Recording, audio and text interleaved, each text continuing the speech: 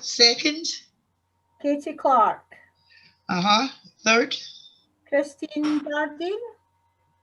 And the votes from the multi-jury? Fourth?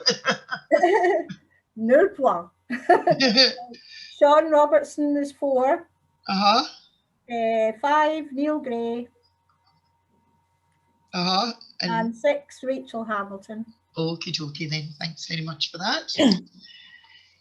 So say up to 2 minutes to do some introductions, and then we've got some questions we'll put to them, and the panel can take turns each at responding to them. I'll ask them in turn, and then the audience will have a wee chance to respond to the answers or expand on the question. So like we said before, feel free to use the comments box during the meeting, and you can message any questions you have directly, as well as physically holding your hand up. So at the end of the meeting, once we get through all the questions, we'll give the panelists a minute to sum up. And we're going to be recording the meeting for the girls that can't make it, the women that can't make it, and sharing it on our social media. So I hope everybody's okay with that.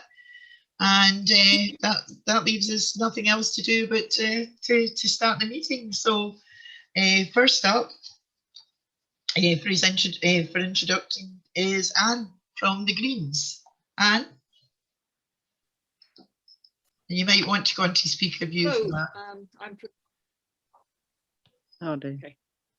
I'm from the Highlands, one of the regional candidates for the Greens, and I'm a speech and language therapist, but I also volunteer on various things as well. I'm a Green because we have a climate and ecological emergency, and only Greens have a plan to tackle it. I want to pass on a world fit to live in to my grandchildren. I'm called Greenie Granny.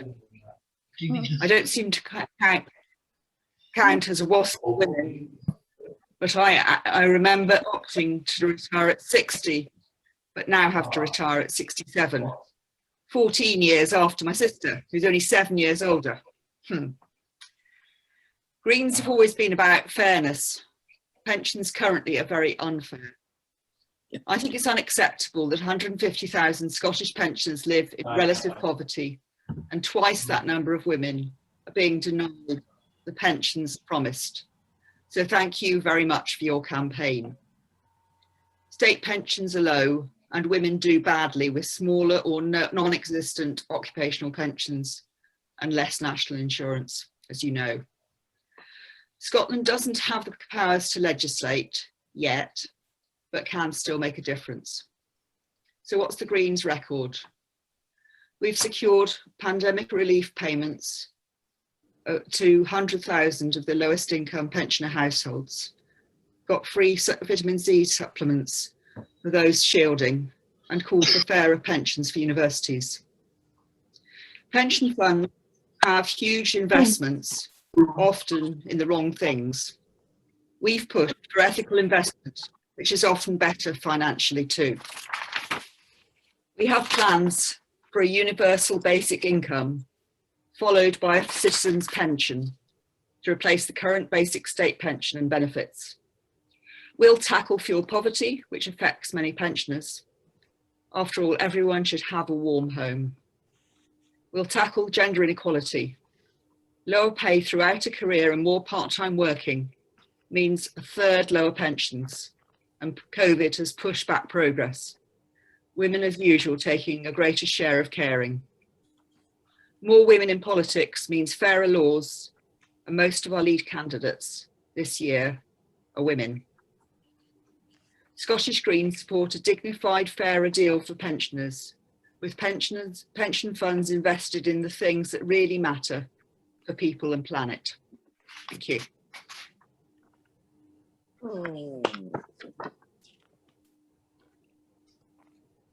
Thanks very much, Anne.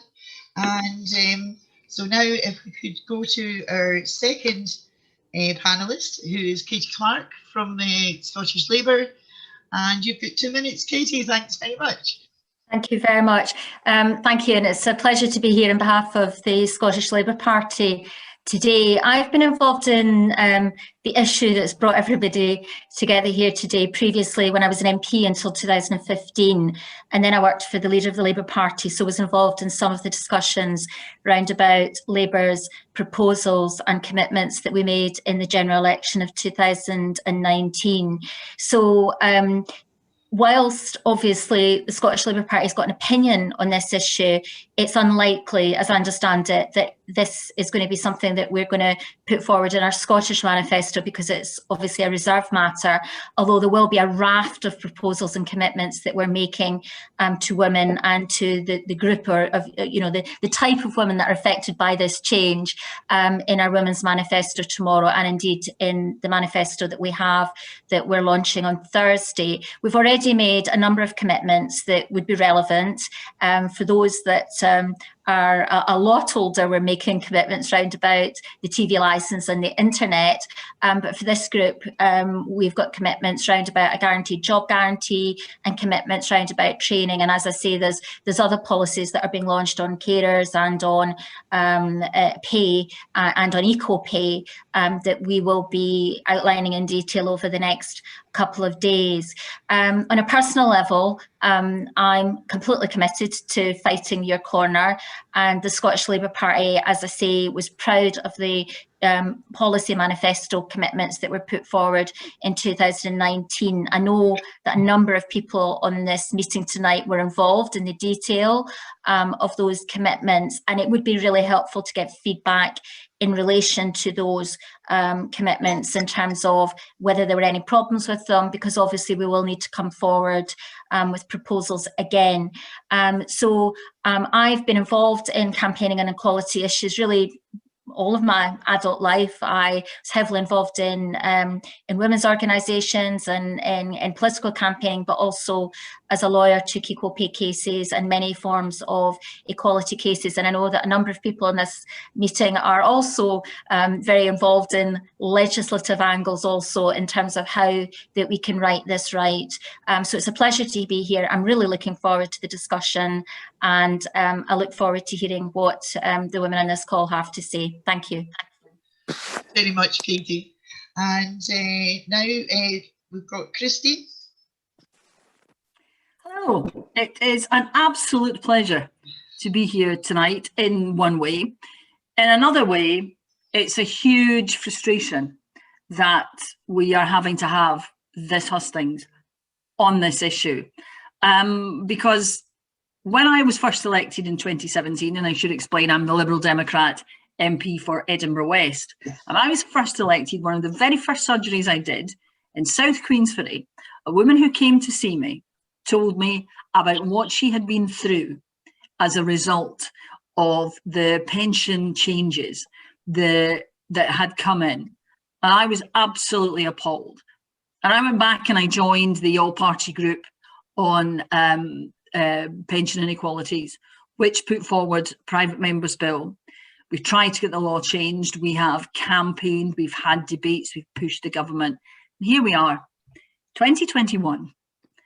And still, we're fighting to get some equality and some justice for the women who have been so badly treated. 6,000 in my constituency alone. And it beggars belief that the UK government isn't listening. But also, what I find utterly frustrating is that the whole point in having power is to make people's lives better and to find a way of helping them. And the Scottish government, for me, is just as culpable in this as the UK government, because the Scottish government has powers. The Scottish government is able to create the benefit, to make a payment. I know their argument is that this is a Westminster problem, Westminster should fix it, and yes, they should. But in the meantime, they should have done something to support the WASPI women. I can tell you that the Liberal Democrats will do everything in our power to continue to fight. That's in our manifesto and our policies, to fight the WASPI Women's Corner at Holyrood and ensure that the next government at Holyrood does everything it can to mitigate the impact of where the UK government got it wrong until the UK government fixes the problem it created. Thank you. Thank you. That was nice and within time. So now we have Neil. Oh no, Sean. Sorry, my mistake, Sean. Sean? I need to unmute yourself, Sean. There we go. You're on mute. Hi guys. Hi, Sean. I'm really pleased to be here to be able to speak to you tonight. I'm here from the Scottish Trade Unionist and Socialist Coalition, and we are standing in this election as the only pro-independent socialist alternative across the country, really. And our candidates are ordinary working class folk. I myself am an NHS worker from Easter Ross in the Highlands. I think the pandemic has revealed that the failures of capitalism by exposing the fragility of our public services as a result of years of spending cuts. And even before the pandemic, decades of austerity led to a situation where pensions and welfare were under attack. None of the mainstream parties seriously challenged this situation, and they've all been in roles in government. Every single one of them has been in government or near government, and they haven't done anything really to seriously challenge it. We stand as the only party that is 100% committed to reversing all cuts, including to pensions. Hundreds of thousands of people now face redundancy, but the billionaires have become even richer. Scottish Tusk fights to change this. We will take the wealth from the 1% and give it to the 99% via jobs, homes and pay rises and higher pensions, and by decreasing the state pension age. Through wealth redistribution, we will end the scandal of food poverty. We will bring the care sector into public ownership. We will fight to reverse state pension age increases and for a pension which allows people to enjoy their retirement to the full. We will reverse public sector and welfare cuts via wealth taxes and take into public ownership the big businesses which dominate the economy to fund public services, welfare and pensions. We would nationalise companies making major job losses to save all jobs. We feel that we need an independent socialist Scotland, but independence alone won't solve the problems that decades of capitalist austerity championed by all the other parties has caused for workers and communities in Scotland. Only via socialism can the wealth in society be used to end poverty and inequality and fight for fairer pensions. For an independent socialist Scotland, vote for Scottish Tusk. Thank you. Thank you, Sean. And now it's over to Neil. Thank you very much indeed, Rosie, to yourself and also to WASPIscotland for having these hustings and for having me on to speak for the SNP. It's an absolute pleasure. I know many of you from my time as the MP for Jardine Shotts until my resignation last month to contest these Holyrood elections. From 2017 until my resignation, I was the SNP's front bench spokesperson for work and pensions, and so I helped lead our campaign to see greater support for 1950s born women who have been ripped off by successive Labour, Tory and Liberal governments of their pensions. The SNP was the only party back in 2016 to put forward a fully costed proposal that would have seen justice for the majority of WASPI women, but that was dismissed by the Tory UK government, and sadly we didn't get the cross-party support we would have hoped for. We believe if that had been implemented, it could have saved the hardship we know so many women are now facing. And over again, we were promised that they would listen, but nothing has been done. They have been hoping you will go away. I know you won't, and the SNP will keep doing all that we can to campaign for justice. But I have to address the misleading comments by Christine Jardine. She knows, as well as I do, that under the Scotland Act, pensions is explicitly reserved. And while we can top up reserve benefits, we are explicitly not allowed to if those people do not qualify for that particular benefit, as is the case on this issue. She knows it, and if she doesn't, then she is misleading you. But there are two routes we can see open to see this issue resolved. The first,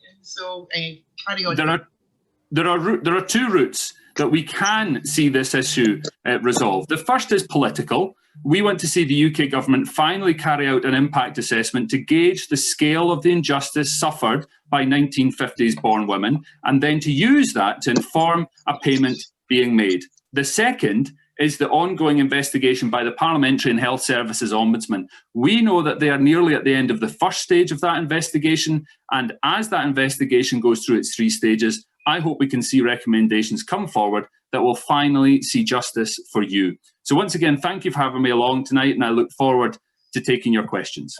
Lovely, thanks, Neil. And our last speaker is Rachael. Rachael? Yes, good evening, everybody. Thank you to all the WASPI members for inviting me along tonight and for organising tonight's event. I'm the candidate for Ettrick, Roxburgh and Berwickshire, and I'm based in the Scottish borders. And I first of all would like to say that I completely respect the fight and the appeal that the Back to 60 campaign took to the High Court, and the commitment of the WASPI women to seek equality on this issue, and I am sympathetic to their aims. As you know, I'm also a member of the cross-party group in the Scottish Parliament, and at the AGM, if I said that if I was re-elected, that I would be willing to become a member again, but also we'll have hopefully a lot more people joining us, and they might have some interest as well. But I mean, I think we'll all agree on this Zoom call tonight that we believe that people should have financial security, and it is something that I am proud of with the UK government, with the triple lock, which means that the basic state pension rises each year by inflation earnings or 2.5%, and that commitment has been extended to do that in 21-22 with a 2.5% rise. But during the pandemic, we also saw a huge amount of support, with 23 billion in terms of protecting jobs and livelihoods in Scotland, and 11 billion in terms of COVID-related funding to the Scottish Government to provide protection for businesses and jobs and to vulnerable people. And of course, the universal credit was increased too. So that was to support the most vulnerable too. But let's get to the crux of this. We know that many people on the hustings tonight are bitter at the injustice that they've been faced. And this stems back to, you know, the fact that you were born when you were born, and then we've chosen that to equalise the state pension so that we don't build up problems for our children and our grandchildren. But the injustice that I feel is some of the opportunities that I'm allowed, and that is the things that you couldn't have, which were to pursue your chosen career, being overlooked for promotion, or simply not being able to be part of a private pension scheme because you had care responsibilities and you could only work part-time.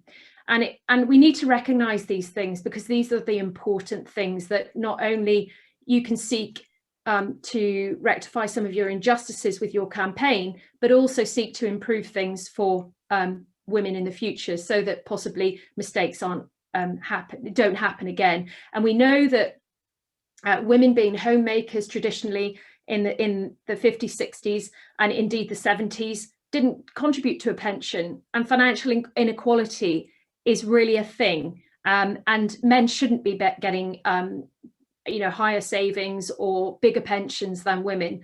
And these are the things I feel really passionate about. And some of the manifesto commitments that Scottish Conservatives have made recognise this, and we support policies that will support women. And I hope that you will support us in that sense, to make sure that women have flexible wraparound childcare, for example, or to reform social care in line with the Feely Review. And I want to finish by saying, whilst I cannot and will not make promises tonight that my party cannot deliver, the role of women is evolving, and policymakers like us need to keep the pace of change to support that evolution. And I look forward to joining in the discussion this evening. Thank you. Thank you, Rachael. So we'll crack straight on to your first question. I'm going to read it out, and then it's from Anne Potter. And then each of the panel will have a chance to respond to it, and at the end we'll go back to Anne for her comments, and then we'll open it up to the floor.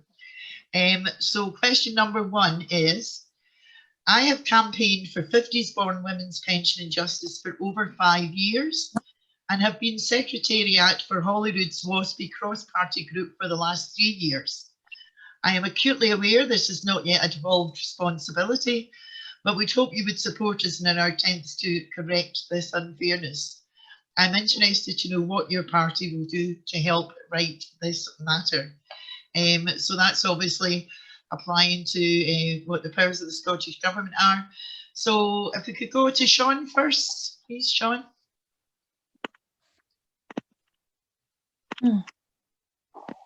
Sorry, I'm not a big user of technology, so I'm trying my best here. So Scottish Tusk have committed, if elected, and this is going to be the only time, first and only time you ever hear this, but I was agreeing with what the Liberal Democrat candidate was saying. Scottish Tusk have committed, if elected, to a policy of fighting to establish a hardship payment equivalent to the money lost by women born in the 1950s and 60s by increases to the state pension age. The Scottish Parliament already has powers to provide benefits for specific short-term needs, and on that basis, a hardship payment can be established. Other parties will deny this, as we've already heard. Their refusal to act is not because their hands are tied, however. It is a lack of political will. A few years ago, I led the Highlands anti-bedroom tax campaign. For 2 years, the SNP refused to act. They claimed that they couldn't fully mitigate the tax, which targeted the poorest in society and disabled people until after independence. But after a mass grassroots campaign involving disability activists, trade unionists, communities and socialists, they conceded and fully mitigated the bedroom tax. We will work with anyone, including the Liberal Democrat MSP candidate, in a constructive manner to make policies mitigating the increase in state pension age a reality. Increases in state pension age are a part of a syndrome in modern politics in which politicians refuse to accept their responsibility to fight for their constituents. All mainstream parties, and you'll hear them today, in fact, you already have heard them. You heard the Tories go on, the Tory candidate go on about how she feels so bad for the pensioners, and yet her party and the Labour Party and all the other parties that have been in government are the parties that have put these cuts into reality. And they've accepted the logic of cuts, and they've accepted that they're unavoidable. And even before the pandemic, their role was not to challenge the inequalities and injustices faced by working people, but it was, in fact, to manage decline of public services and social safety nets, so that the power of the rich, the power of the 1% wasn't challenged. We will fight to reverse this trend, What specifically, cuts, including increases to the state pension age. Okay. Thanks very much for that. Now, I'm just going from left to right just now. So, Christine, you're on mute. Thank you very much. Yes, Sean's absolutely right. The Scottish Parliament may not have full powers to create new benefits, but it can create short-term solutions for short-term hardship. Now, you could argue that 4 years is not short-term, but it is in terms of getting a solution. And I think perhaps the reason I get so cross about this is because those of us who are at Westminster sit and listen to the SNP telling the Tories about how wonderful everything the SNP do in Scotland is. And those of us who live in Scotland know the reality, and this is one of those occasions. The SNP have been in power for 14 years. They have had at least 5 to do something to mitigate the impact of the pension changes on women born in the 1950s. And it's not good enough to say you're the only party at Westminster who are trying to do something there, because we all are. There are Tories on the cross-party group as well who recognise that this is an injustice that has to be addressed. And the Scottish Parliament was given benefit powers in the last Scotland Act, which should have been in place by now. But the Scottish Government, as it did previously with tax, the SNP said, oh, we're not ready, and gave the powers back to Westminster. So what is lacking? Sean is absolutely right. What is lacking both at Westminster and at Holyrood at the moment is the political will to actually grasp the nettle and do something about it. And that's not good enough. And after this election, whoever is in power, the Scottish Liberal Democrats will be working to ensure that those powers which we do have are used to the absolute limit of their possibility to mitigate these circumstances, to bring in some sort of interim measure to help people, because there's no point whatsoever in having power unless you try. And just to say well, we don't have the powers to do it. That's not good enough. That's just not good enough. Right, thanks for that, Christine. I'm going to move on to Neil Gray now. He's shaking his head there.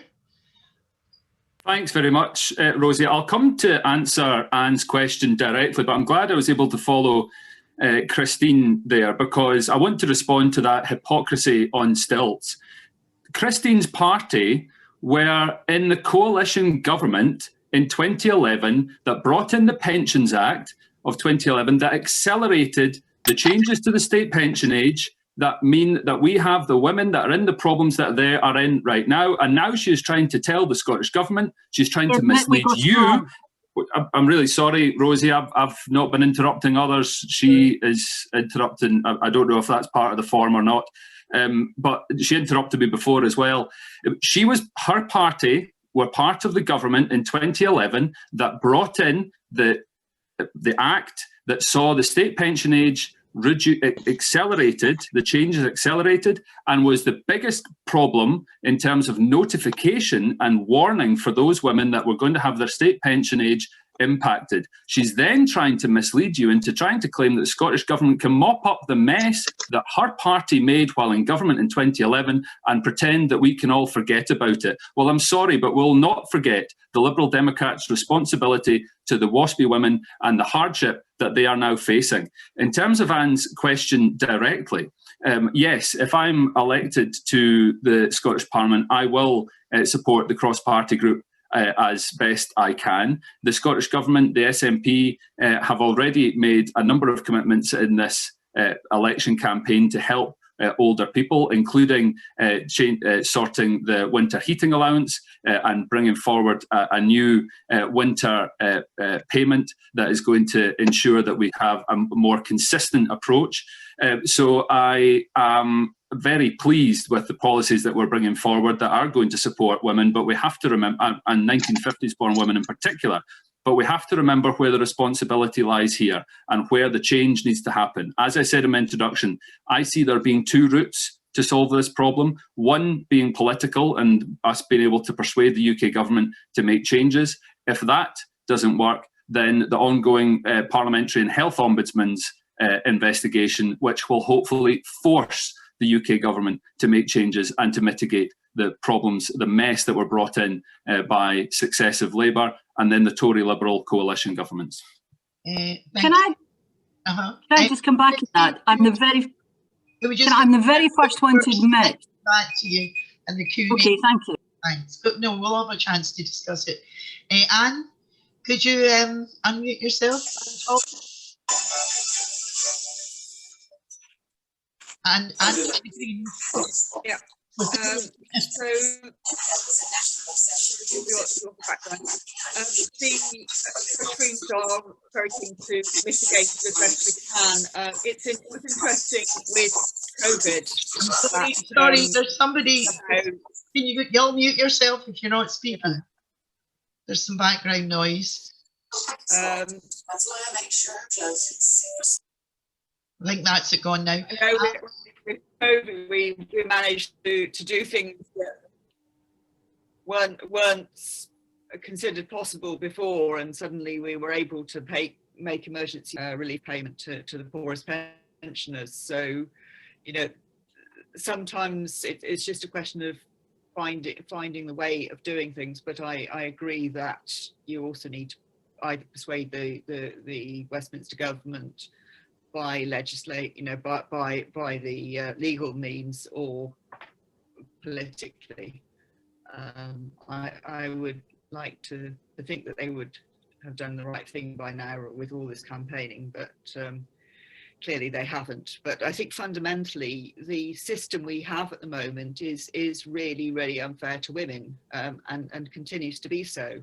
And the less on average for women for a pension income compared with men, and I think we just need to have a fundamental look at that and what we do about it, because we've been banging on about gender equality for all these years and yet it's still not happening and the whole system fairer.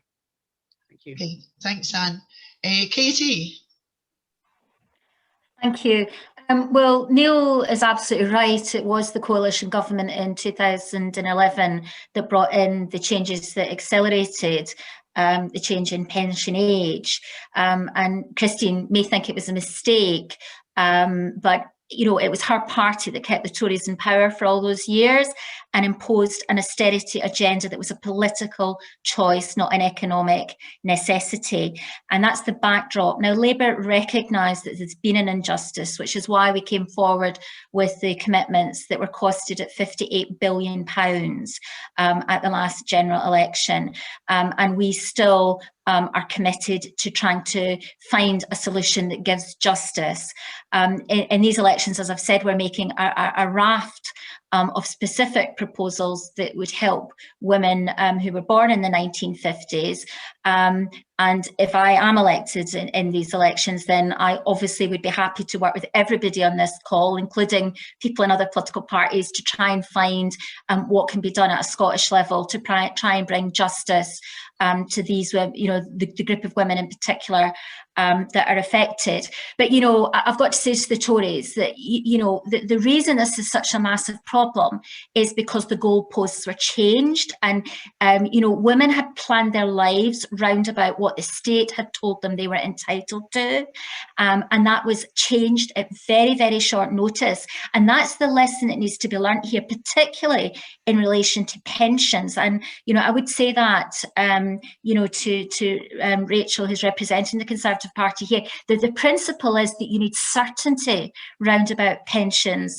And for this group of women in particular, the rules were completely changed, which is why I think, you know, so many on this call recognise that it was such a great injustice, and therefore it is necessary to put what are actually very considerable public funds into finding a solution that gives justice to this particular group.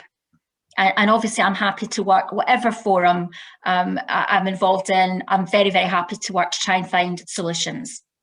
Lovely, thank you for that, Katie. And now Rachel, please. Oh, that's better, thanks. Yeah, thank you.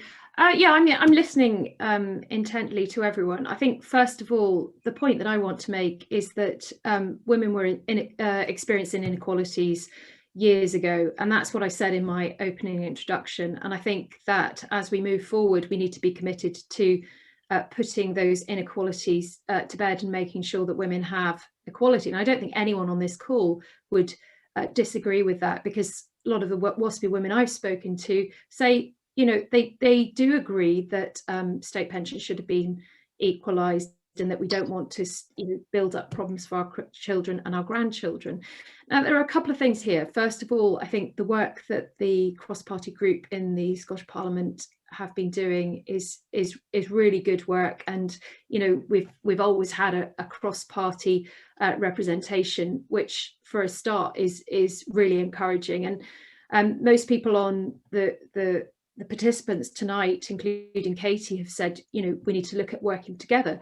There are a couple of things I'd like to see detail in, and I mean, even Jeremy Corbyn couldn't answer it when he was interviewed back in the 2019, and that is, you know, would he dip into reserves, or would he increase borrowing to kind of meet the policy commitment that he was making. Now, I also know that the SNP and Neil Gray can sit there and make claims that he wants to make this a policy, but I don't think they've launched their manifesto, so we'll see the detail on that. We published a costed manifesto yesterday, and you know, it's important that politicians who make claims or stand behind policies or make promises actually put the detail behind what they're saying. I think it's also important to recognise that within the Scotland Act of 2016, the SNP, whatever policies they make, can actually use those policies and use the powers that they have in terms of the devolved powers to deliver policies. So, you know, let's not beat around the bush here. There can be all sorts of words said on a hustings that actually bear no resemblance to what's really behind them. Thanks for that, Rachel. Now I'm going to go back to Anne Potter, who put the question in the first place. Anne, where are you, Anne? Unmute yourself. Anne?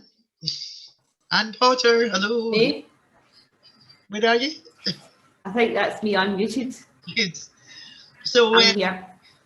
and that was your question. So first we'll go to you and ask your comments on it, and then I'm going to open it up to the floor. So if anybody wants to make any comments, could they raise their hands?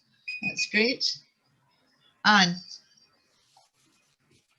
Okay, right. Well, I appreciate everybody giving me their answers, and it's useful to hear that everybody's keen to work with us. So that's a first. It's very important that we have full support from all parties, because we pride ourselves, we do work with every single party. We don't have one party as a favourite, and we actually encourage all of our, hoping that if and when we get back into normal cross-party group meetings, that we're going to have a lot more people coming along to attend our meetings, because there has been there's been a few issues in trying to get people to come along. And to be fair, I know Rachel's been attending recently, but we haven't always had a continuous number of MPs supporting the cross-party group.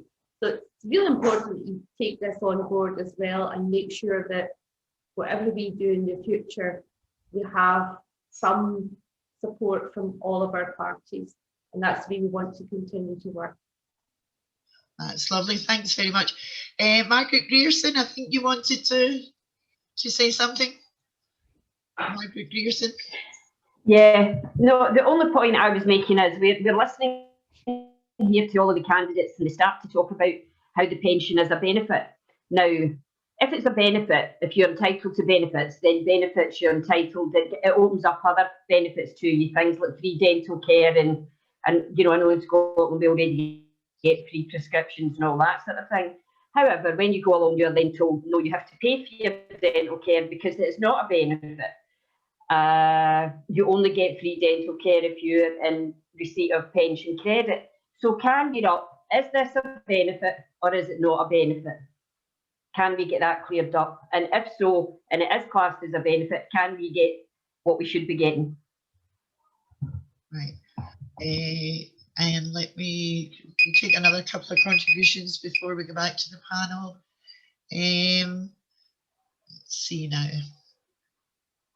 I think Anne, not Anne, sorry about this, scrolling down, everybody's been asking questions.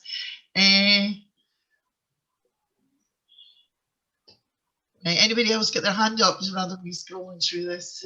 Yeah, Christine Williams. Oh, can Christine, you see me? right, Christine Williams. Yeah. Yeah, Christine. Yeah. Questions. I'll admit a bias here. I'm on here to support Sean. I've succeeded as Grace wants to get the non-means tested hardship fund from Scottish Tusk, but also they already had as manifesto reversing the women's pension age. Won't help the 1950s because it's independence, but the 1960s have pension age 67 from Labour's 2007 Pension Act. So these are the two things that Scottish Tusk already have. Thank you. Thank you. Elaine Loch? Elaine? Sorry, finding the unmute button takes a wee minute. I think particularly in response to some of Rachel's comments, 1950s women have fought for equality all of our lives. Many of us were in jobs where within the NHS, the minute you got married, you were offered your pension payments back as a dowry, and you come out of the NHS pension system at the time. So for me now at 65 and still working in a low-paid job, working within the health setting all the way through the pandemic, and many others are in exactly the same boat, but earning a low wage, which means that to survive month by month in employment, I'm spending what savings I have. By the time I get to pensions age, what am I going to have as a cushion? Our reserves are gone, and we're talking, yes, we all have children and grandchildren and we want things to be better for them, but there's a bit in the middle where for us just now, getting to pension age and thereafter, knowing how difficult our circumstances are going to continue to be, only that's going to get worse as costs increase.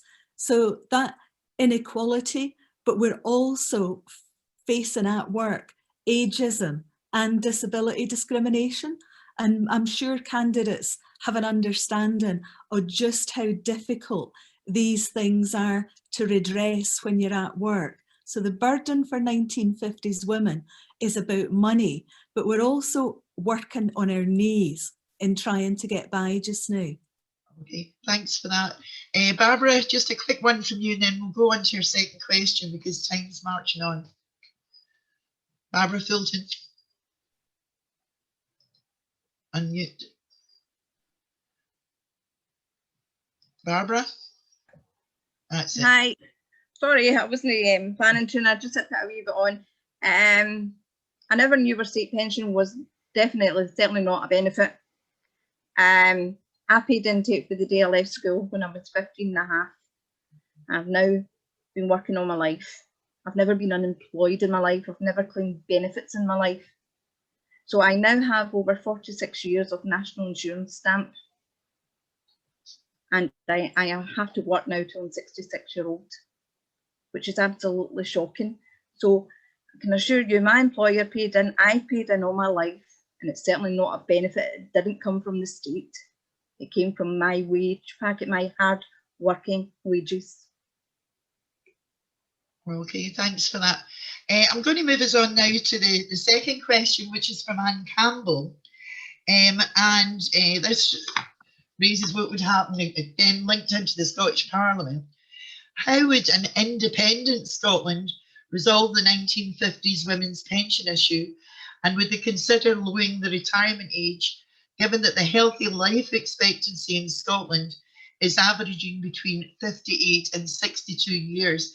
Just as to add into that myself, there was an adjournment debate yesterday in Parliament about the gender age gap, and as part of that we actually looked at the impact assessment that was done for the 2011 Pension Act, and women in Scotland actually live on average 18 months less than the rest of the UK. So we'll put that question to the panel, please, and I will go to Rachael first. Rachael.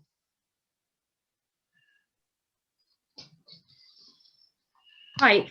Yeah, I mean, can I just address, I missed the last lady that made a comment there about some of the issues that she's facing with regards to, working and the disability issues, and there were other issues. But I mean, we have to be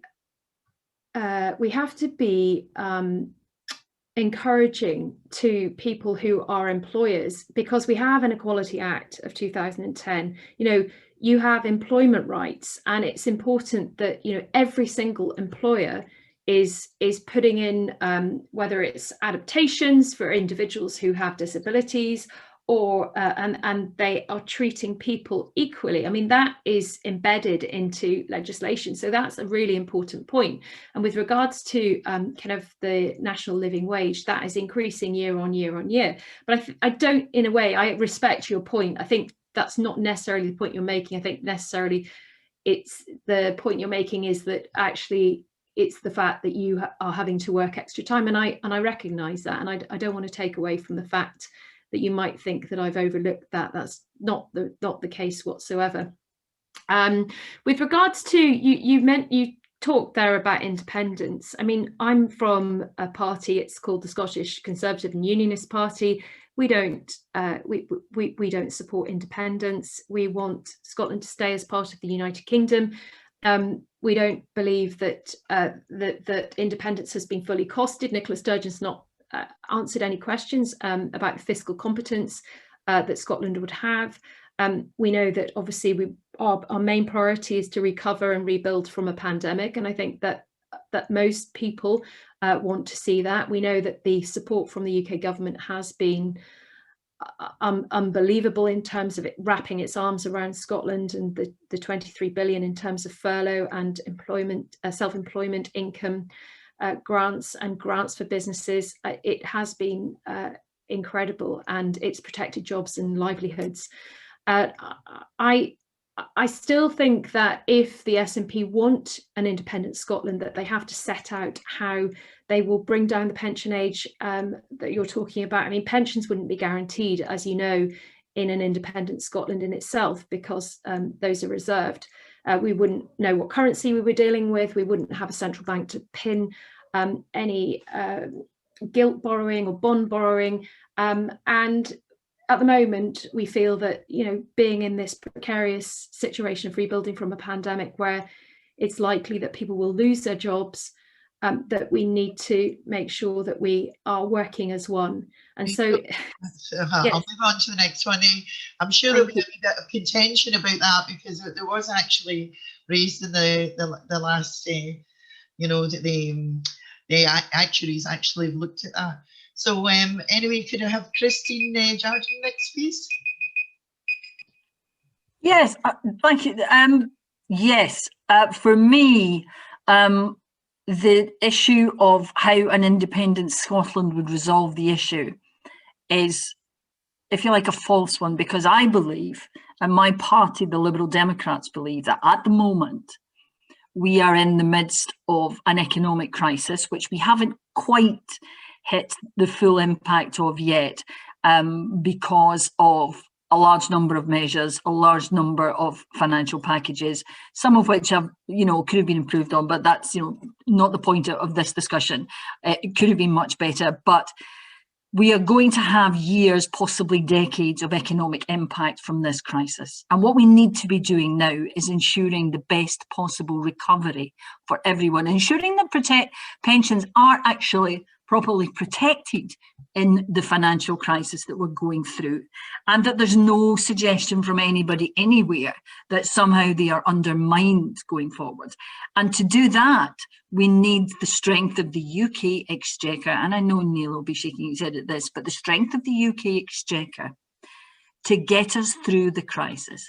Recovery should come first, and not just when it comes to pensions, but in terms of the education, the generation going through our schools and colleges and universities at the moment who've had 2 years taken away from them, their future prospects undermined. They need us to work together to get them the best solutions for the future. And what I want to see a Scottish Government doing, and what the Liberal Democrats would be doing, is supporting action to make respect for all those people commit to working together, to have a benefit system which puts respect for human rights and dignity of individuals at its very core.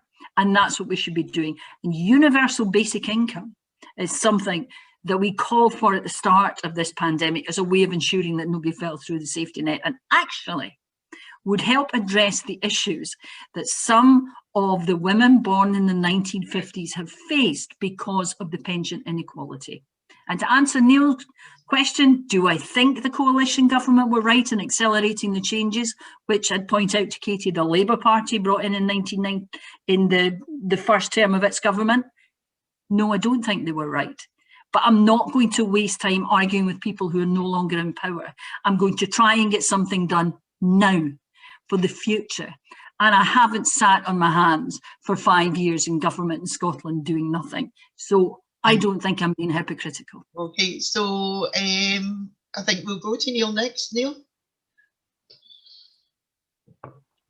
Thank you. Thanks very much, Rosie. I want to pick up on a point of consensus that I have with Christine, because during her answer there, she talked about the importance of the recovery. We have to make sure that we're working to protect pensions, because I happen to agree with her there. I think she's absolutely right, and I would love to hear Rachael Hamilton say tonight whether or not she expects the triple lock to be protected beyond this financial year, because my worry is austerity Mark II that's coming down the tracks. The pensions triple lock is going to be firmly within Rishi Sunak's sights at the next budget. It was heavily trailed that it was going to be gone within this budget, but he's decided to put that decision off for another day. Going back to Anne's question though about an independent Scotland, Rachael in her answer appeared not to be aware that the UK state pension currently gets paid to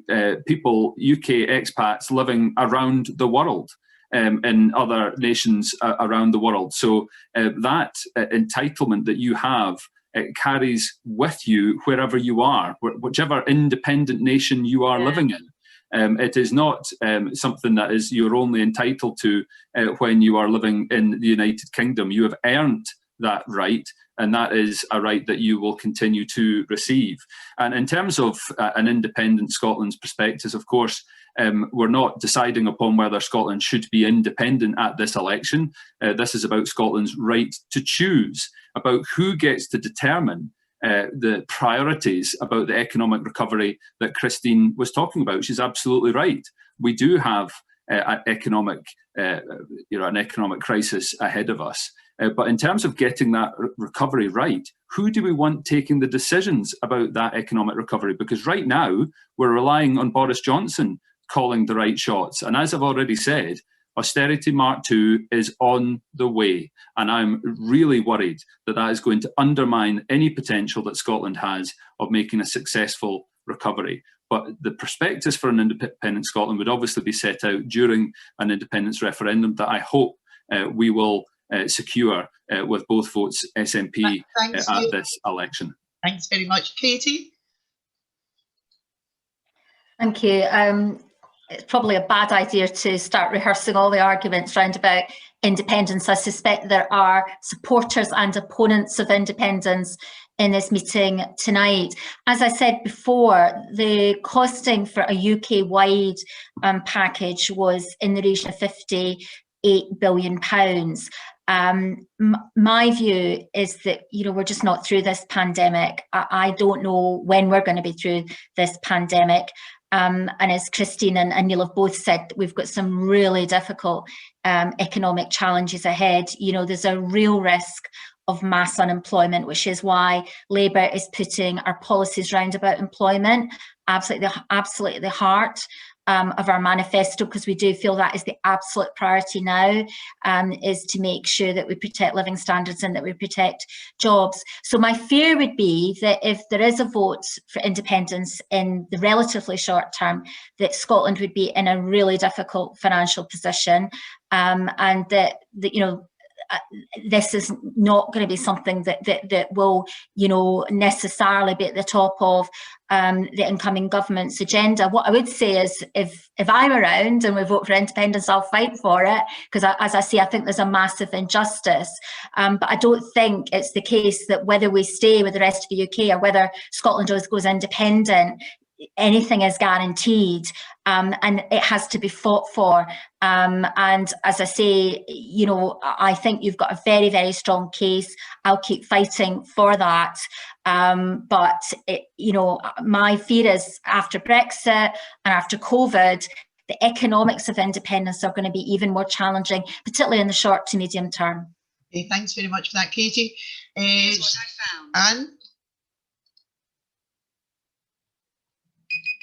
And Thomas? Thank you. I'm here. Excuse me, how come Sean Robertson isn't answering these questions? Because he's coming, we're going to Sean next. Thanks, Anne. Okay.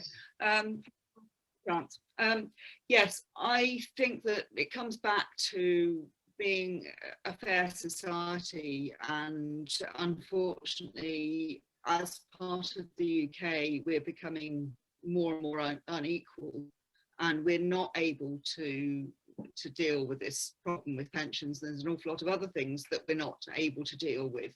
And it's a question of what the priorities are for the midst of a pandemic. Cut foreign aid spending to some of the countries that are struggling even more than we are, that haven't even started a vaccine program. And we're seeing that, you know, 5 years on, they still haven't sorted this problem out, with people in terrible problems, financial problems as a result. There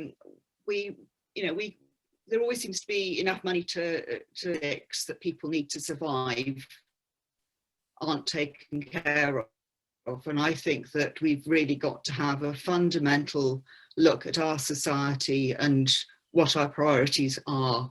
The Greens want to have a tax on the people who've had a windfall over really badly. They've lost jobs, they've lost income. But some companies have done very nicely, thank you, and that would be a way of gaining income. So I don't accept that there isn't enough money to go around. Yes, okay, whatever it costs, and Katie's obviously got some figures there, but that there is money there. We don't have to have Trident. That is a choice. Why do we have to spend money on Trident rather than on keeping people in dignity? Thanks for that, Anne. Sean?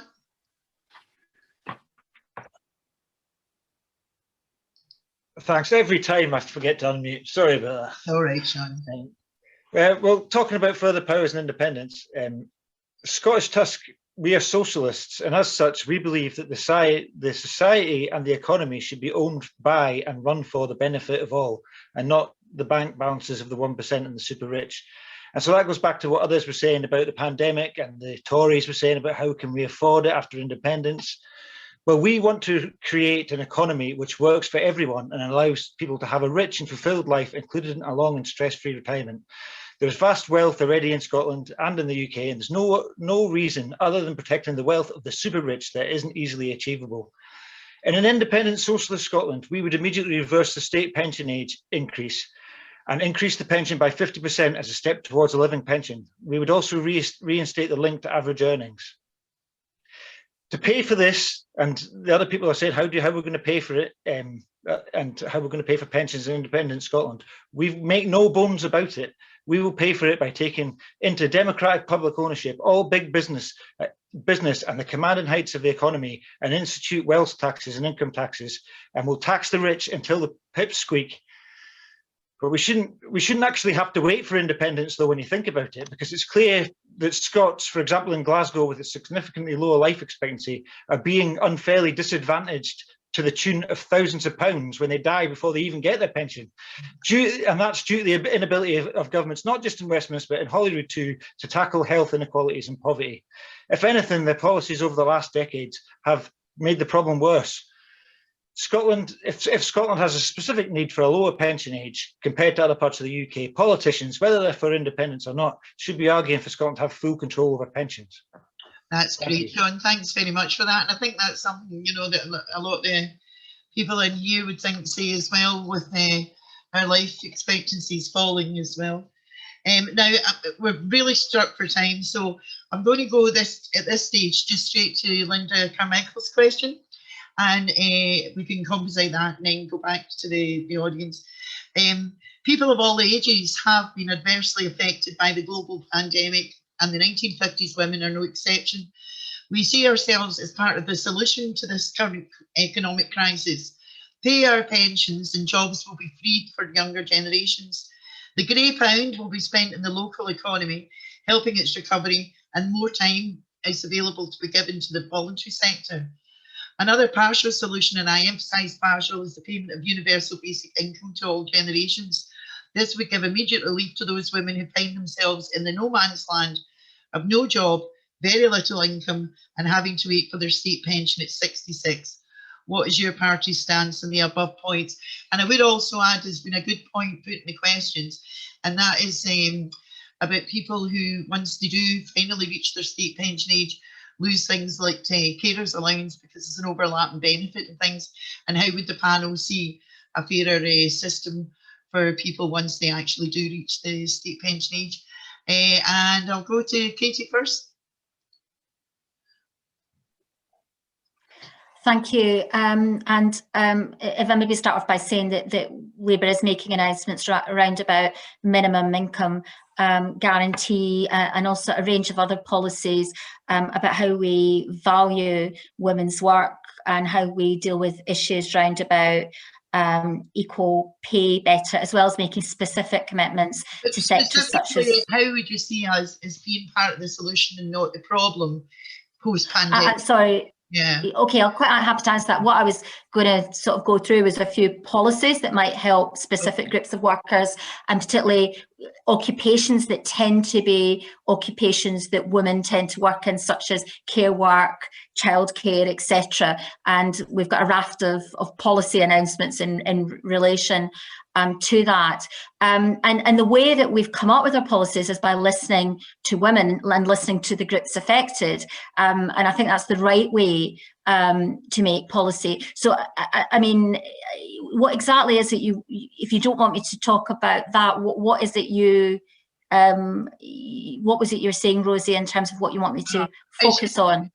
The women that we see ourselves, if we retired earlier, we would be able to help to release jobs and actually bring funds back to where the funds are actually needed, save the high street, and to actually benefit local economies.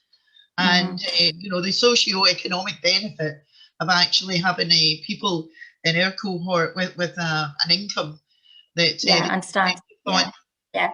So, I mean, as you know, we were announcing policies such as 4-day living wage, and we're committed to trying to bring pension ages down, which is like if you like, changing the trend of recent decades. You know, there was a lot of talk earlier on about our pensions benefits. And we've always taken the trade union view, or I've always taken the trade union view, that the deferred pay that people have paid in, and it's something they've paid into and therefore they're entitled to. That doesn't mean that the Scottish Government couldn't address this particular problem that we're focusing on tonight through a benefits payments system. That's, you know, there's a range of ways that you could deal with the particular challenge that we've got here. So I don't think the two are counterposed in terms of this discussion. But I completely agree that you know, women who were born in their 1950s have got a massive contribution to play in society, and you know, that generation, my generation, are a lot healthier than previous generations and are able to contribute and are, you know, like sort of say it to everyone, we're all likely hopefully to be around a long time, and we want to move towards a society where people are playing a productive role once they've left employment. So hopefully that sort of focus on the specific point that you were asking me to address. But as I say, we've got a raft of different policies that we think will benefit women who were born in the 1950s that are not specific to the group that have lost out because of you know, the WASPI change, but will help women live their lives as they're living them now. I think we all want to see the younger generations not have to suffer, but we want to suffer and give them opportunities. Now I will go to Anne. And one of the things that was mentioned was a UBI as well. Anne, can you unmute, please? Yeah, okay. I did mention the UBI earlier, and I think that does come into its own, really. I think there's an artificial distinction between paid work and unpaid work, and somehow unpaid work is less valuable, and people's value is dependent on how much they earn, and I really want to counteract that. For many years I've been working partly as in paid work and partly as a volunteer, and I feel that both are equally valuable, and I think that often people in sort of 60 plus have been able to contribute huge amounts in the voluntary sector, And we've lost out often charities and organisations because of this increasing drive to get people to retire later. And conversely, we've got young people who are struggling to find any work at all. You know, they're really, really struggling, and it's desperate. And I did have a few months of unemployment when I left university, and it's much harder at that age than it would be, you know, for somebody my age to have a few months to find something to do if the income was there. And if we had universal basic income, anxiety, just the poverty that is associated with what you've said, it's actually reduced the age, you know, that people are actually dying younger because of all that, then that is taken out in all the trials of UBI. We'd obviously like to see a citizen's pension as well, so that the one moves into the other. Okay, thanks very much for that. I'll go to Rachel, because one of the things we get annoyed about as well is being called economically inactive as soon as we reach state pension age. Thanks, Rachel. You're muted. Sorry, you're muted. So I unmuted myself and somebody remuted me. Anyway, no, I want to tell you about my mother. Actually, she was a medical secretary, and because she had children quite early on in her life, she didn't get to work. She had caring responsibilities, and she went back to work when she was 40. And actually, she had a huge confidence, and it was something that she had for herself, and she was able to contribute to our household income at the time. My dad was a farmer, and we were going through tough times, and so she felt as though she wanted to do that, and actually she really, really enjoyed it because it took her away from what was quite tough on the farm at the time. So I don't think we should look upon wanting to take people out of the job market. I mean, as a Scottish Conservative, I really want to see healthy, full employment, post-pandemic recovery, and we've got ambitious plans to do that. And so we want to support people who have been unemployed, or who, in terms of long-term, or they aren't able to get into a job because they are disabled, whatever it might be. We want to see everybody having an opportunity to be able to work and to be supported to do that. And we have pledged in our manifesto, which I said had been launched yesterday, a £500 plan, which is a retrain to rebuild payment for every worker in Scotland. And I think that's really important. We'd also like to see job security councils, which would involve every sector and representatives from sectors, so that we can actually ensure that we are tackling every single sector that is important to each local authority, and addressing the issues, or creating new jobs, or bringing investment in, whatever it might be. We want people who have been newly unemployed, and lots of us have talked about that today, to be able to recover swiftly and retrain and reskill and be mentored into a new role. We also want to see the high street recovered, and I think it's important to recognise that people like my mother have actually a lot to contribute, particularly on the high street. They've got experience, they've got social skills, and they have got time, and they've got patience, and they're really good in on the high street, say in a retail environment. So, can I just talk about UBI? Just time-wise, want to move on. Okay, thanks for Sorry, that. okay. Thanks, Rosie. Yeah, I mean, just to pick up what Rachel was saying there, I agree. I don't think we should be forcing anybody out of the employment market, but this should be about choice. And this is what takes me back to what Elaine Loch said earlier. You know, she's having to work in a heavy manual job in the health services, because beyond the point, I believe, she wanted to, or she feels physically able to, because the choice has been removed from her by the UK government that Rachel supports, not allowing women to retire earlier, and to mitigate against the accelerated changes to women's state pension age. So yes, I don't support this principle as the main reason why I think the WASPI issue needs to be addressed, but I think it would be a beneficial additional reason for why this should be addressed. The main reason this needs to be addressed is because the injustice that needs righted, where and it's about the principle. You were not given adequate notice. You should not have faced these cuts. You weren't told that they were coming. And I believe your state pension is an earned right. You've earned it and you have the right to expect it's paid when you're promised. Going on to UBI, I've looked at this extensively. I'm the Deputy Convener of the Social Justice and Fairness Commission. We've looked at UBI and also minimum income guarantee.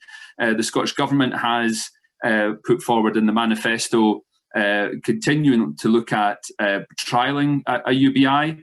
We called for an emergency UBI at the start of the pandemic. So we think that that would have made sure that nobody fell through the gaps as they have done with the UK schemes. But in our manifesto, we're going to move towards a minimum income guarantee to which is very similar to a UBI, but one that can be delivered through devolution, the devolved powers that we have. A UBI would require the powers of independence and all a manner of tax and spending to be able for it to work. But certainly it's an idea that I have great sympathy for. I think it, for all the reasons that Anne talked about in terms of the lack of support, the lack of recognition that there is for unpaid work compared to paid work, I think it's an attractive idea, and certainly we're looking to pursue that as best we can. Great stuff, thanks Neil. Christine? Oh, you're on. That's me, I'm unmuted now.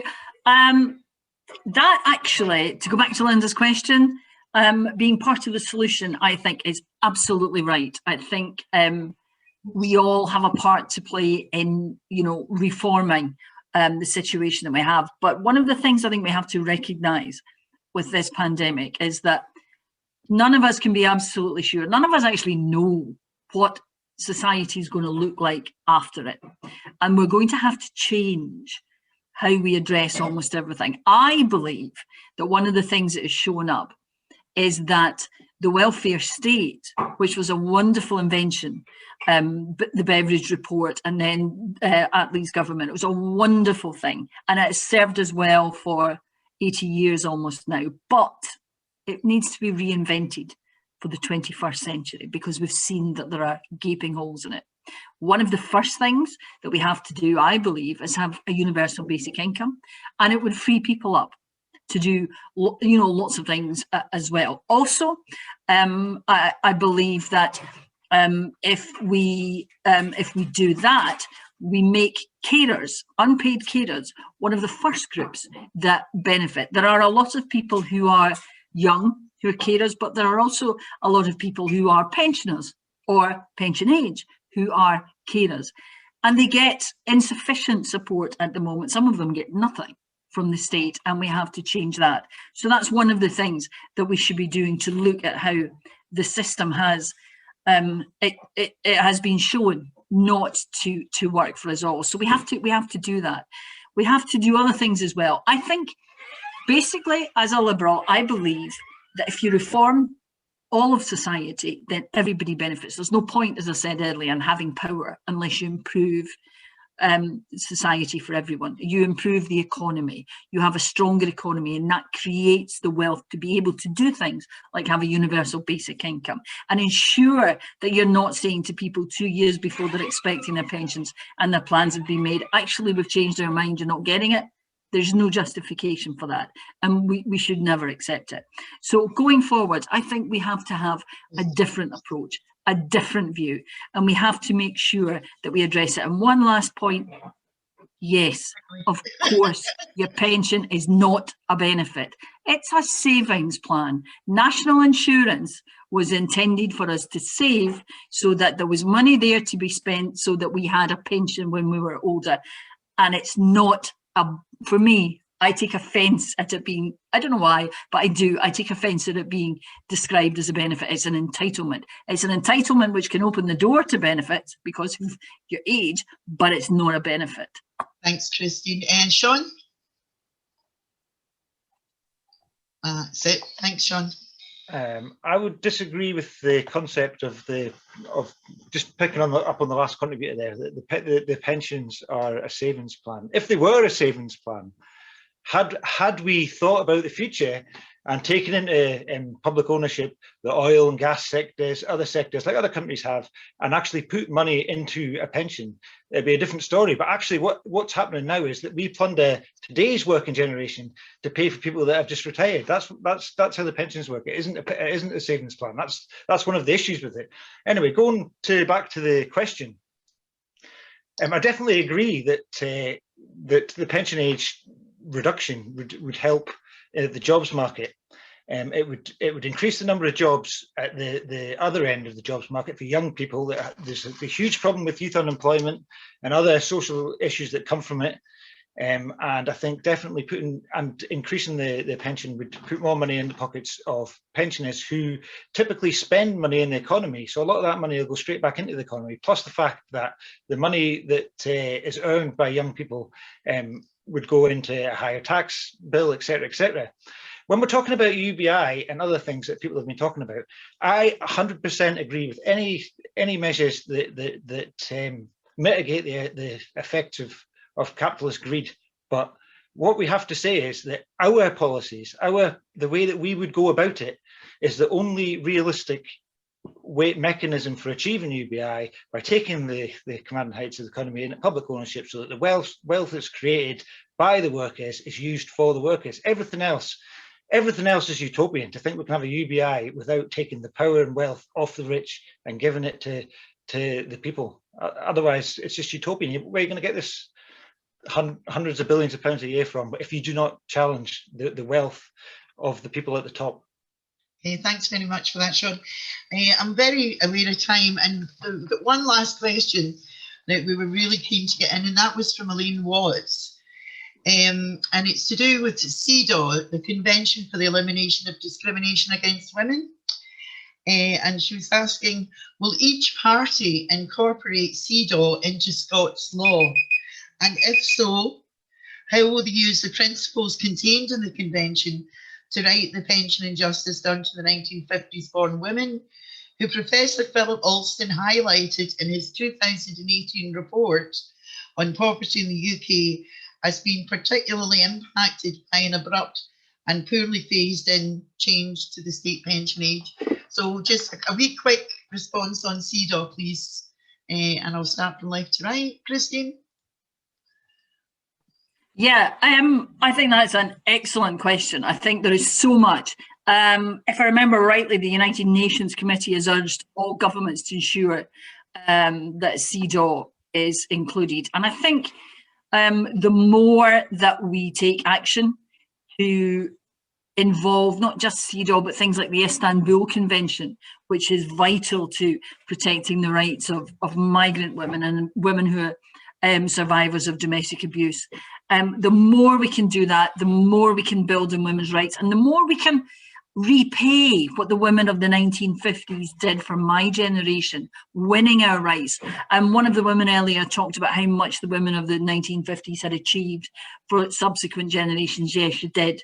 And I think that the CEDAW, which has been described as an international Bill of Rights for women, and adopted by the United Nations General Assembly, should be absolutely basic to not just what feminists want to do, but what everybody, every politician wants to do in this country.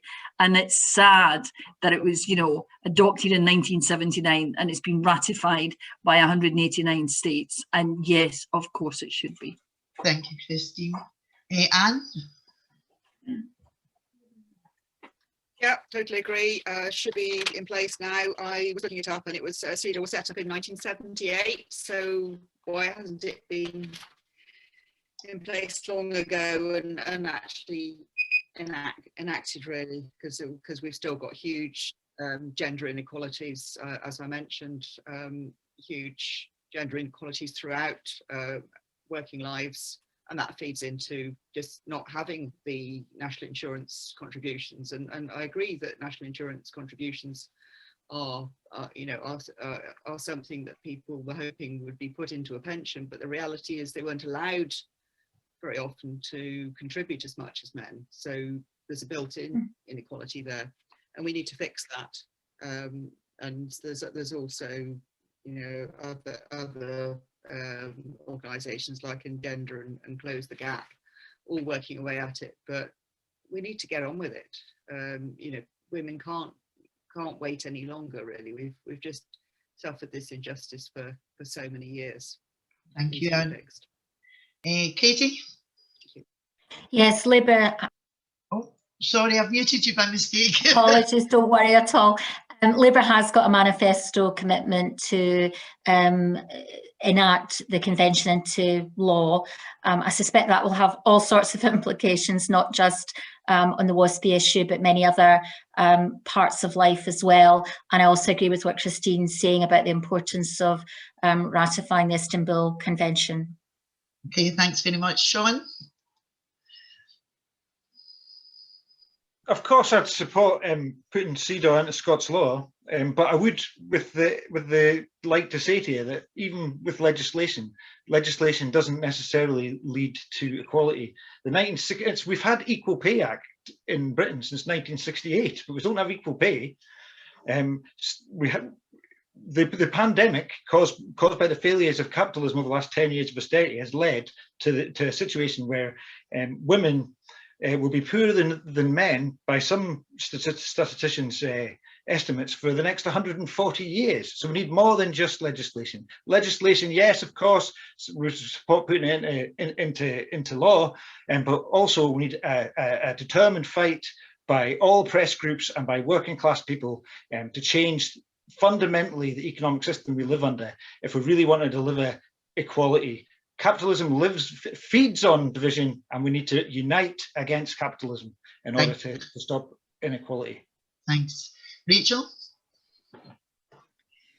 Yeah, I mean, I have read the CEDAW recommendations, and I totally am committed to gender equality and equalising rights between men and women. I think it's really important. It's something that I champion in the Scottish Parliament very much. I think it could be an idea for the cross-party group to take forward. You know, I'd be interested in being involved in that sort of conversation, because it's something that we could do cross-party that would actually be collaborative. I think it's important to have something that this group can actually work towards rather than fighting against each other to no avail. And I mean, I also think that tonight we haven't really mentioned much about the Ombudsman recommendations. I think it's important to also take those on board, but also Professor Alston's comments, you know, some of them have been critical, some of them have been positive. So for example, the triple lock on state pensions, he was very complimentary about that.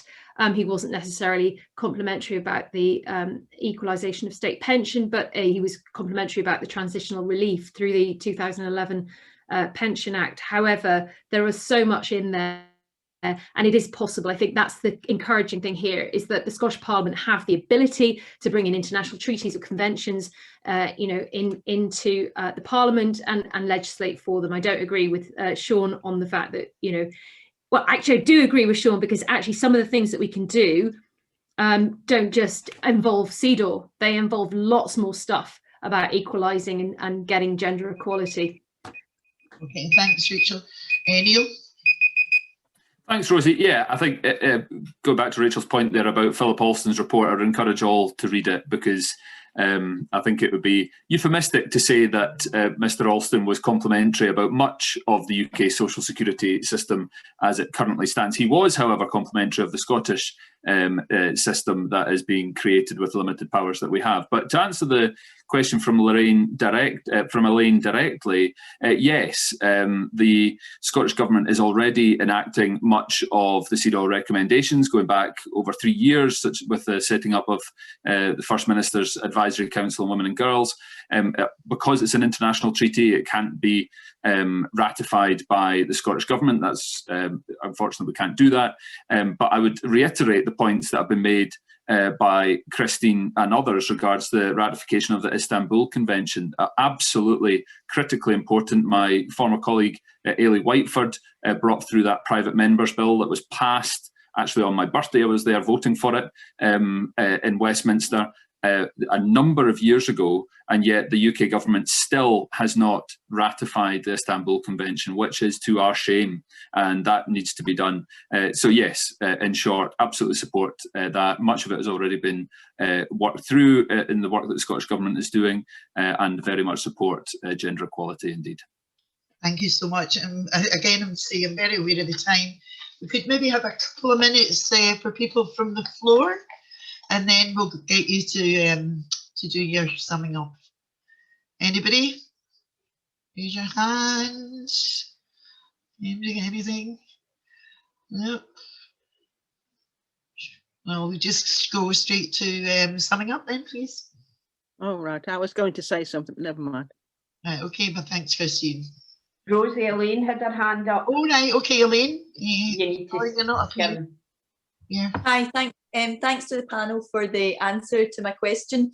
I think CEDAW is a really important instrument that we need to learn to, well, first of all, to incorporate it into Scots law, but then learn to use. Sean, I completely agree with you. Having legislation in place does not always change the lived experiences of people that are oppressed, and particularly women as well.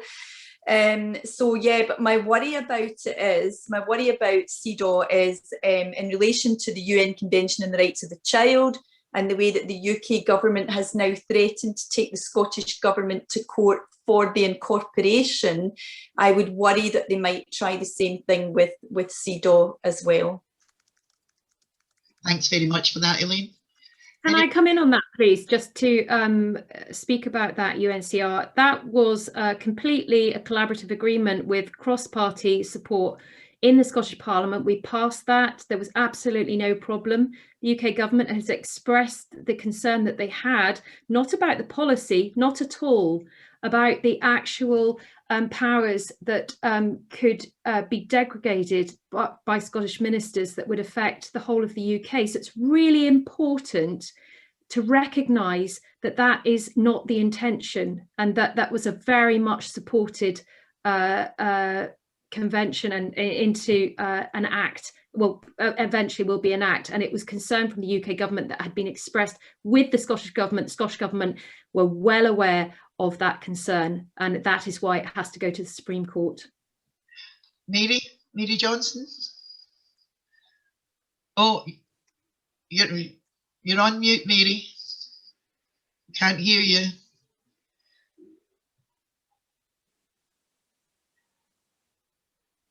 Sorry, Mary. Anybody? Hello. Can you hear me now? Yes. Right. It was my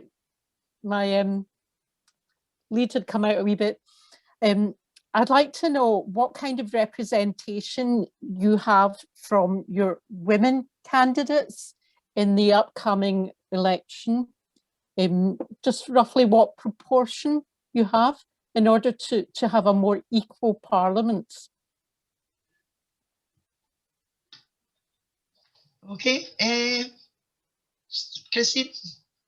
Yeah, that is an excellent question. We've done a lot of work in this, Scottish Liberal Democrat women, and Willie Rennie actually was instrumental in having a policy in this, which has meant that we have gone certainly in the UK Parliament, the Scottish Liberal Democrats are split 50-50. We've got 2 women and 2 men, and we had 2 women and 2 men in the last Parliament as well. Overall, in the UK, there are more women Lib Dem MPs than there are men. I don't think that's a bad thing. For this Scottish Parliament, we're addressing it as well. We have, at the moment, 25%, but in the election coming forward, our top target seats are all women. Now, that doesn't mean that we don't want to get any men elected, just that the seats that are our main, are you know, in descending order. I think that the next one is a man, but you know, the top one, well, obviously, but the top target seats are women. And we would hope that come this time next year, we would have at least 50-50 in the Scottish Parliament, and still more than that in the UK Parliament, and also in Wales. We're working on that in Wales. We only had 1 member of the Senate in the last Parliament. That was Kirsty Williams, our leader. but we would hope to increase that. And it's another woman who's top of the targets there as well. Thanks, Christine.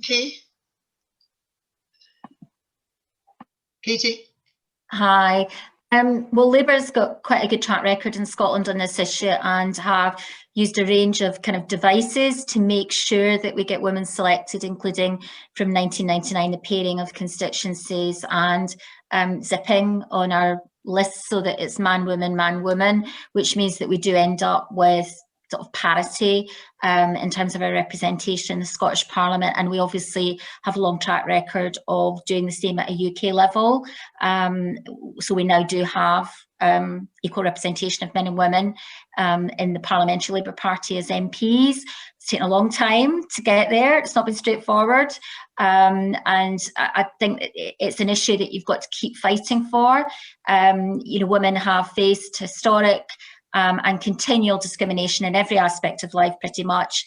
And, you know, we will be fighting to try and maintain the protections we've got to enable us to continue to use devices such as women-only shortlists when the sunset clause comes to an end, because, you know, if you get to 50-50, it doesn't mean it's going to stay that way. You've got to keep fighting for it, because women are still discriminated and oppressed in society. And whilst we've made huge advances, we've still got a long way to go, as this audience knows only too well. Thank you. Sean?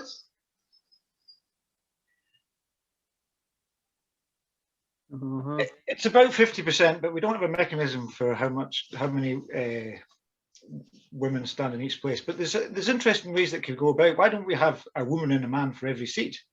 Why not have a dual seat with a male and a female member of the Parliament in it, or I suppose, or you know, and then there's other ways you can go about it as well. But the way that Tusk's organised, every election it could be different people who are participating, because we're a coalition of socialists and trade unionists. So we don't have a set policy on male and female, but would like it if women were certainly pushed to the forefront.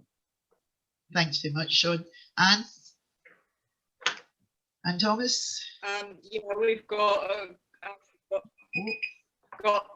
12 out of 15 of our lead candidates this year for Holyrood are women, and I think overall all the lists there's an equal proportion. So and interestingly, in Highlands region, we've actually got 2 women at the top, and that it could have been a man for the second one, but you know, we actually had 2 women. So I'm really hopeful that we'll get a lot more women than men this time elected. Rachel? Thanks, Anne. Yeah. Hi.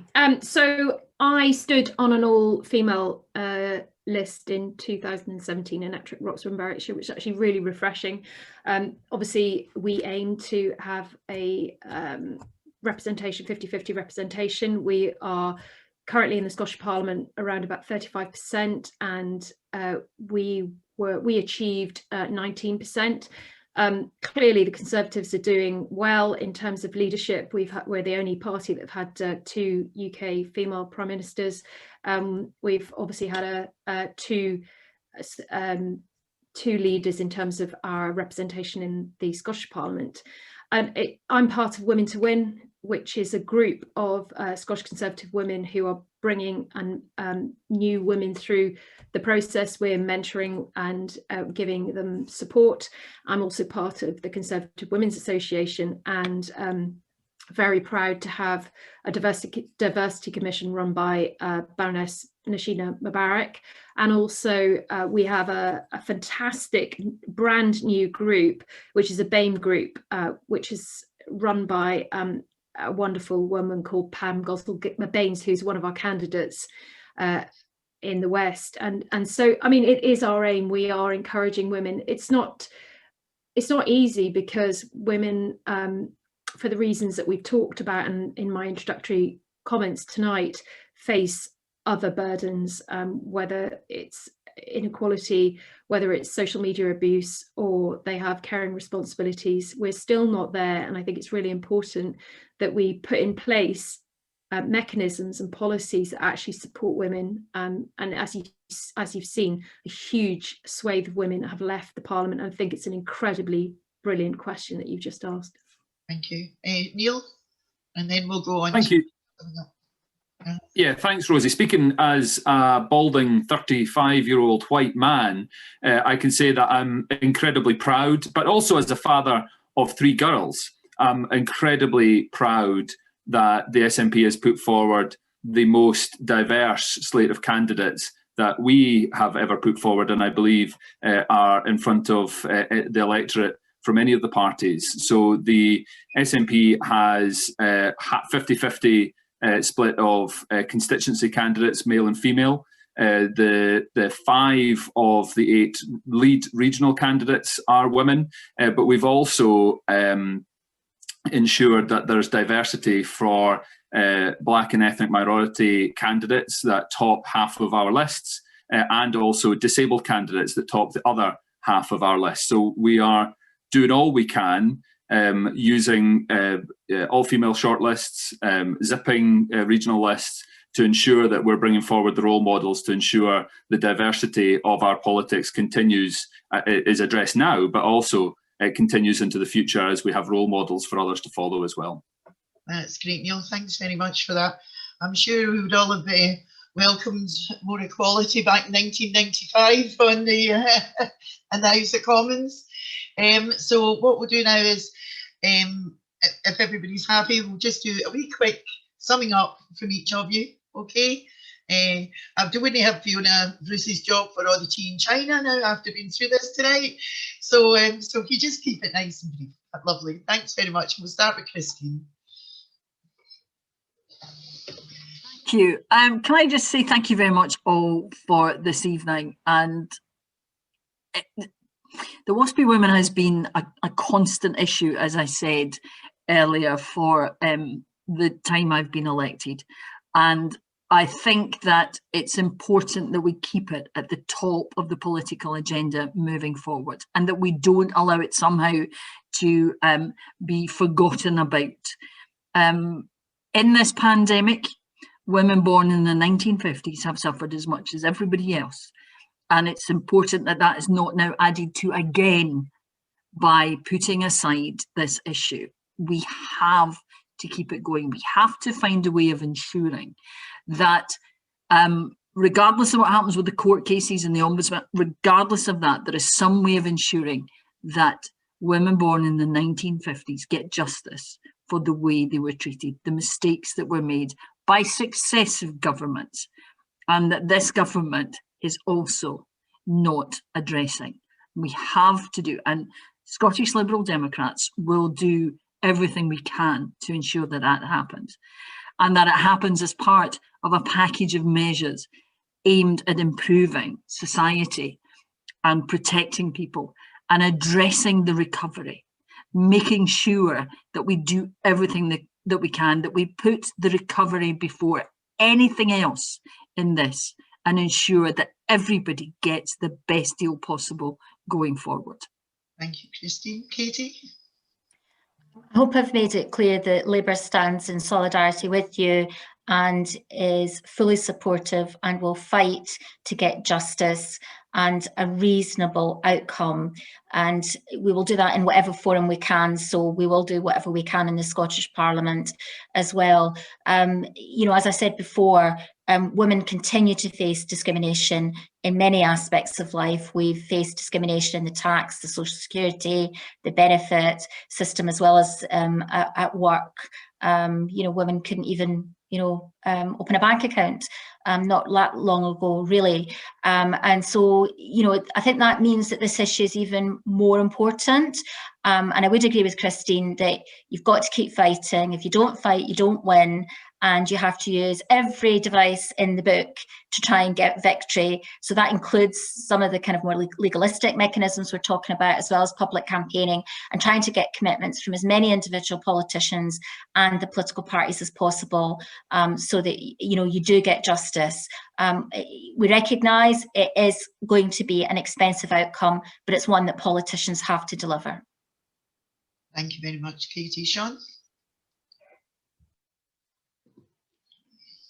Hi, I'd just like to say thanks very much for having me. I'm sure that hardly anybody in the room has ever heard of the Scottish Trade Unionist and Socialist Coalition. We are standing in this election, as I've said earlier on, as the only socialist alternative for working class women who are facing pension injustice. Furthermore, we are the only party that have a realistic manifesto in how we can deal with this problem. We will institute a hardship payment, hopefully with garnering support from other parties. We will institute a hardship payment to make up for the shortfall using powers already existed in the Scottish Parliament, but we'll go further than that. We'll fight for socialism so that people in Scotland can work to live, not live to work, and we can go through life and build a society in which people can have a long and happy retirement, knowing that it's properly funded, because everybody has a say in society and everybody owns society, and the fruits of our labour, which at the moment are stolen from the 1% at the top, are used for the benefit of everybody. And I hope that you'll consider voting for an independent Socialist Scotland on May the 6th and vote for the Scottish Trade Unionist and Socialist Coalition. Thank you, Sean. Anne Thomas. Yep. Greens support fairness and justice and peace for all, protecting and restoring our planet.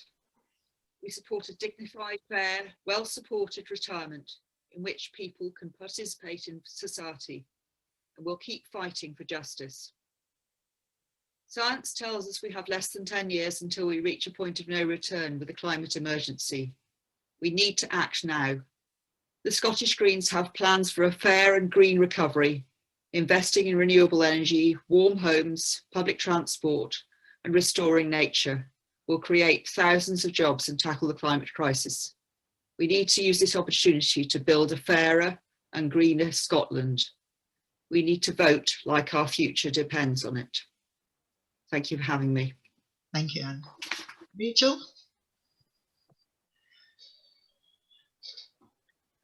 Again, thank you everybody for your time this evening, and I hope that you've got something out of it, because I certainly have, and it's always a pleasure to learn something new. I believe that the Scottish Conservatives support women entirely, and I think tonight, if I have a message, it is that, you know, we want to ensure that equality is something that we put first and foremost, and that's something that I do in the Scottish Parliament on a daily basis, and that's something I'm willing to work alongside you and through the cross-party group. The party has actually seen a record number of females in employment. We, for the first time, are ensuring that young women aged 23 to 25 are getting the higher national living wage.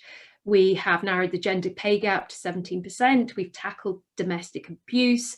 We strengthened protections against sexual harassment, and we've supported women in the workplace with caring responsibilities and those who want to stay in the workplace.